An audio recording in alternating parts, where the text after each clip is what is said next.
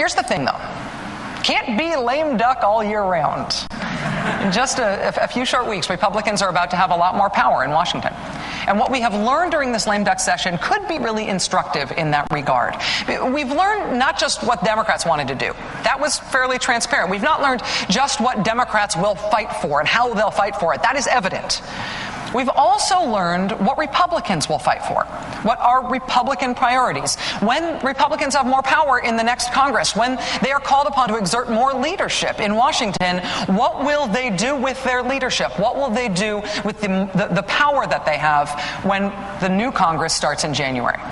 During this lame duck session, Republicans fought for less health care funding for 9/11 first responders. They fought for less safety regulation of our food supply. They fought to zero out funding for health reform. They fought to zero out funding for Wall Street reform. In terms of the stopgap spending bill, they won both of those.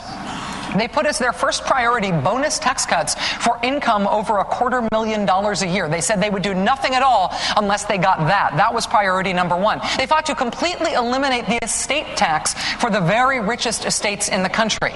And they fought to end unemployment benefits for Americans who are out of work. I know this is not news to you, but this is important going forward. Unemployment benefits. When the whole tax cuts compromise was being hashed out earlier this month, the big concession President Obama managed to wring out of the Republicans, right, was this 13-month extension of unemployment benefits. Republicans had been blocking that extension and many other extensions previous to it for a very long time. Having to give that up in exchange for these bonus tax cuts they were so desperate for the richest people in the country, having to give up extending unemployment benefits was not only painful for Republicans, it was a bridge too far for many Republicans on the right. When this tax cuts deal was announced, it revealed this huge grudge on the right against unemployment. You had all these Republican presidential candidates, all these potential Republican candidates saying that they did not support the deal because of the extension of unemployment benefits. They're really against unemployment benefits. You had people like Mitt Romney coming out and saying not only should Republicans not approve that deal, but federal unemployment benefits should be gotten rid of altogether. Unemployment benefits should be privatized. Last week, Republican Senator Jim DeMint welcomed eventual Republican presidential candidate Newt Gingrich to South Carolina. When the subject of unemployment benefits came up there, Mr. Gingrich said, quote, "I'm opposed to giving people money for doing nothing." I'm opposed to giving people money for doing nothing. Let us review for just a second how Newt Gingrich makes his money. What is it that Newt Gingrich does for his money? What is Newt Gingrich's job?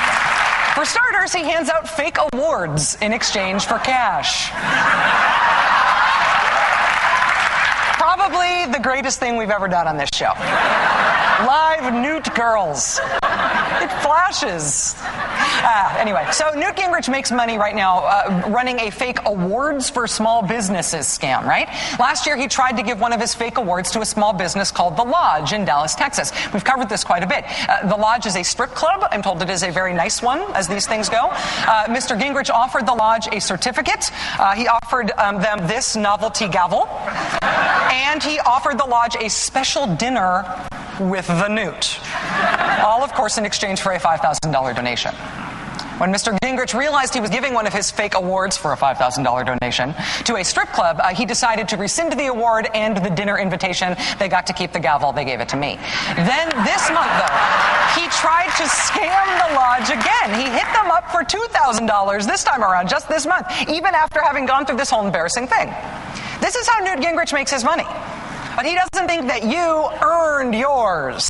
And he wants Republicans to campaign on that idea this year. Newt Gingrich is a direct mail scam artist. He hires the analog equivalent of spammers to troll the yellow pages, looking for businesses he can fool into thinking they are winning a Newt award, and then he cons money out of them for accepting it. You know, the first media job I ever had, somebody was running this scam at the mall that was by the station where I worked. These people would troll the mall, asking people to sign up for a free raffle. And then you'd get a call congratulating you that you won the raffle, you won the sweepstakes, come on down, come to our ceremony to get your award. And the award is a day-long sales pitch to pay for a timeshare. That's Newt Gingrich. That's what Newt Gingrich does for a living. The equivalent of this. And he is now trying to run for the Republican nomination for president by saying that people collecting unemployment insurance benefits that they paid into is the government giving people money for doing nothing. And he's against that. And he wants Republican candidates to be against that, too. Opposition to unemployed people is how the Republican Party is positioning itself heading into these crucial next 2 years. We have put in so much entitlement into our government that we really have spoiled our citizenry and said, you don't want the jobs that are available. Her fellow Nevada Republican, Congressman Dean Heller, recently warned that unemployment benefits may be creating a nation of hobos. He actually used the word hobos. If anything, continuing to pay people unemployment compensation is a disincentive for them to seek new work. Tom Corbett is the Republican candidate for governor in the great state of Pennsylvania. Mr. Corbett explaining at a campaign stop in Elizabethtown, quote, "The jobs are there, but if we keep extending unemployment, people are just going to sit there." You know, we should not be giving cash to people who basically are just going to go blow it on drugs. You know, maybe this will work for Republicans. Maybe the country will look at that and say, you know what? You guys are right. Those darn unemployed people are a drain. Lazy hobos. They're going to blow all their handouts on drugs. Maybe this will work for Republicans politically. Maybe nobody in the country actually knows an unemployed person or is one themselves. Maybe the country wants this. Guys like Newt Gingrich who want to run for president are trying out some other things, too, that they want to be known for being against heading into 2012. I think it's fair to say they have, by killing jobs, become the party of food stamps. The party of food stamps. He's trying this one out. Have you seen this? Democrats have become the party of food stamps.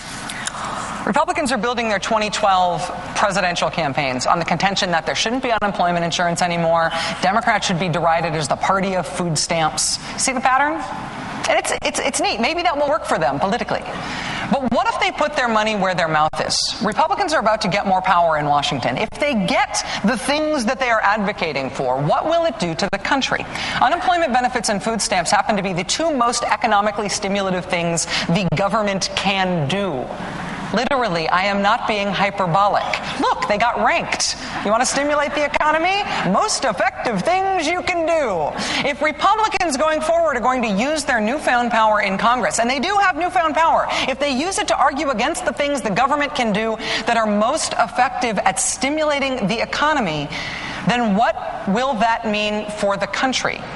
By attacking and vilifying unemployment benefits and unemployed people and food stamps, they're not just waging war on the people who are being hurt the most by this recession, they are attacking what would help the whole economy the most. They are attacking the economic recovery.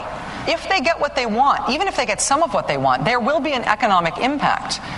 Whether or not kicking the unemployed when they're down helps Republicans politically, who knows? Maybe it will. I don't think so. These policies will have a material impact on whether or not our country gets better, whether or not unemployment comes down, whether or not our country recovers from almost falling into another Great Depression. Would that help Republicans?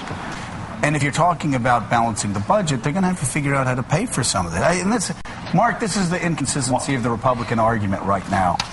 They don't want to extend unemployment benefits unless they're paid for, but they will extend tax cuts without paying for it. Why not cut taxes more if we need tax cuts now? We can't afford it. Well, but then why can't we can't afford more tax cuts, but we can't raise taxes on people who make over $1 million? I don't quite get the logic of that.